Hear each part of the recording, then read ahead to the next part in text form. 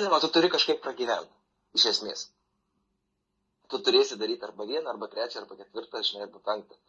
Kažką tai, žinai, kaip ten viskas dėliosis, turėti minty, žinai, tą kryptį. Gal link kur eisi, bet, neanalizuoti per daug protų, nes aš žinau, kaip aš pervargstu paskui nuo to viso. Taip, tai čia tas pats ir man.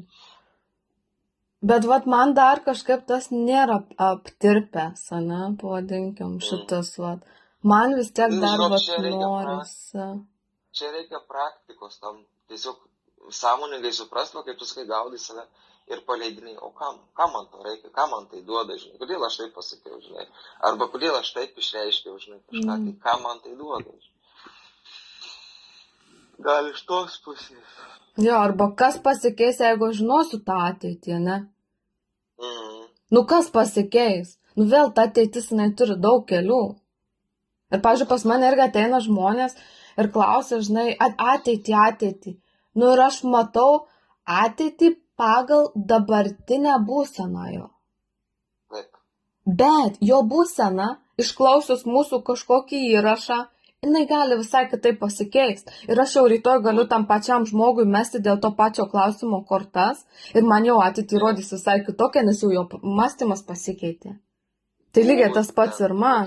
Aš pati ant savęs irgi tą patį pastebėjau, žinai, kad aš vat iš šio taško, jeigu, žinai, vat metu kortas į ateitį ir kažkokį noriu, vat kažkokią situaciją sukontroliuoti, nežinoti, kas įvyks, kaip ką, ar pasiruošti jai, bet tarkim, po mūsų pokalbio, po mūsų hipnozės, po mano kažkokio darbo, nežinau, su savimi, pavadinkim taip, ne?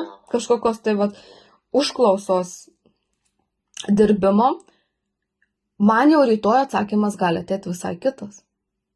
Ir tada sakysiu, tai gal kortos meluoja, tai kaip čia yra, tai kodėl taip yra, žinai? Dėl to, kad yra kintamumas. Dėl ateities nėra kažko aiškiai, tiksliai nurodyta, užbrėžta riba, kad būtent taip ir taip turi būti. Niuansai kažkokie nebruožai gali išlikti, bet kažkokios detalės ar smulkmenos ar dar kažkas, tai viską tu formuoji pats. Čia dar momentas toksai jau, kaip tu sakai, iš vis klausimas, kiek viskas egzistuoja. Taip. Jeigu tu pradedi žiūrėti per šitą perspektyvą, klausimas, kiek viskas egzistuoja, ir klausimas, kiek aš esu tikras, klausimas, kiek viskas yra iš tikrųjų svarbu ir kiek viskas, yra. Ir jeigu tau ateina vidinis atsakymas, kad niekas netikra, tai kas yra tas tada gerai, kas yra blogai, žinai, ko aš laukiu, jeigu tai vis tiek yra tik tai proceso dalis. Jeigu ten ta nežinomybės visokios iliuzijos nukrenta ir taip toliau, žinai, tai tiesiog gaunasi, kad tu išmoksti būti čia ir dabar nebesigilindamas į kas bus, o koks skirtumas, kas bus. Tipo, žodžiu, aš čia, žinai, tas toks dalykas, kai žmogus įpratęs, tipo, žinot, yra gerai, bet kartais žinojimas, jisai gaunasi toksai turintis svorį, nes tai labai pakeičia gyvenimo suvokimą. Tipo, o kas aš, tiesiog, aš esu sąmonės taškas iš sąmonės kažkoks tai išgyvenantis gyvenimą, kuris iš tikrųjų neturi prasmės. Ir tada, žinai, o ką aš turiu daryti su savo gyvenimu? Ir tada toks beprasmis, gal, žinai, tam, jauties atrodo beprasmis, bet tavo tas protas, ego, žinai, tokį, tą beprasmybę, o tai kaip taip gali būti, žinai, kas čia per beprasmis gyvenimas, kodėl? Ir vėl pradedi, žinai, galvoti, nes, ta atsipalaidavimo būsena, tas jausmas, ane, jisai kaip ir turėtų tave lydėti pastoviai, bet ta kontrolė, jinai tau neleidžia to. Nes tu turi visur kažkur save įprasminti, kažkur save pateikti, kažką turi padaryti, nes vis nujauti, kad vis tau kažkokios dar patirties reikia, dar kažką sužinoti reikia. Kažkoks tas variklis. Tai kaip ir nėra taip blogai, kaip vėl neblogai, nei gerai. Bet kaip ir, sudedamoji dalis būtų, varžtukas, kuris reikalingas ir tu jo negali išsukti. Bet žinai, tas ieškojimas ir žinių ir viso kito, kiek yra ištrūkumo, kad iš jausmo, kad aš jeigu sužinosiu, aš būsiu geresnis. Nu jo, čia vėl nuo požiūrio priklauso. Ar tu dėl Jo. kitų tą darai, ar tu dėl savęs, nes tau įdomu. Ar dėl įdomumo, jo, ar dėl įdomumo, ar iš to jausmo, žinai, bet Jo. reikia žinoti, nes aš būsiu geresnis.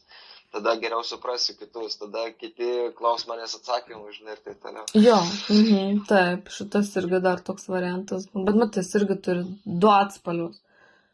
Ar tu tai savo atsakai į klausimus, ar tu dar, žinai, pateiksi ir kitiems. Vėl, aišku, tavo praktika patirtis leidžia padėti ir kitiems gyti šalia tavęs. Atrasti atsakymus.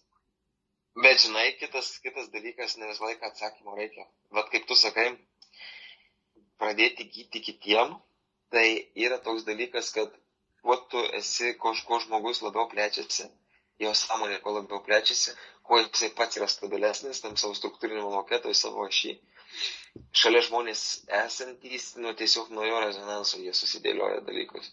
Jie tiesiog nurimsta, jiem tiesiog, tas kartais gijimas neina netgi per protą, žinai. Ir tos hipnozijos kitą kartą nebūtinai, ką tu ištransliuosi, bet kaip tu ištransliuosi tą visą vibraciją, žinai, tos visos ramybės vibraciją kažkokią. Bet tada vėl tu turi būti tada šalia žmonių. Tada turi organizuoti kažkokias stovyklas, ne? Bendruomenės. Ir tu su jais turi gyvai bendrauti. Nes ta online erdvė, jinai vis tiek turi savo tą tokį šešėlinę pusę, ne? Atstumą.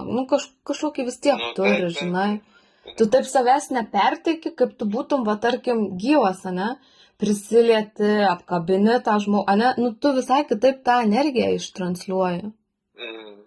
Ir tavo tas gydymas, tu gali net nesišvaistyti kažkokiom tais aukštom frazėm, ne? Filosofiniam frazėm, kur pasirodytum, koks tu esi apsiskaitęs, ne? Išsimokslinęs, kiek tu čia ko baigęs ir panašiai. Tau užtenka tik būti, tu gali ir tyloj būti, bet tas žmogus jaus tavo energiją, tavo dažnį, jis norės prisiliesti prie tave.